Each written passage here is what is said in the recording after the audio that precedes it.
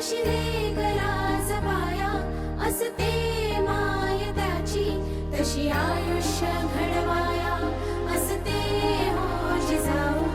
एक राजा होता माझा, नाव त्याचे हो शिवाजी, घडविला छत्रपती तिचे नावही जिजाऊ. हे ध्येय मनाशी घेऊन उठले रणी सांबरे हो, पोहोचू दे विद्या घरोघरी, करू जगणे पावन हो.